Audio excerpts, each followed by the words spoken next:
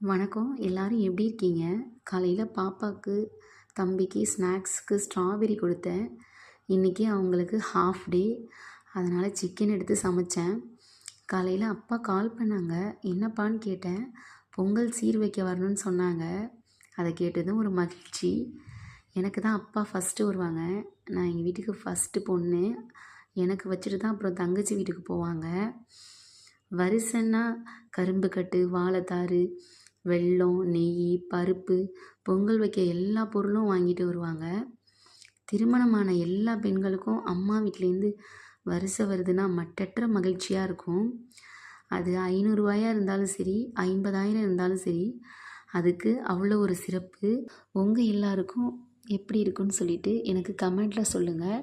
என் video பிடிச்சிருந்துச்சின்னா like பண்ணுங்கள், comment பண்ணுங்கள், subscribe பண்ணுங்கள். அடுத்த வீடியோவில் பார்க்கலாம்.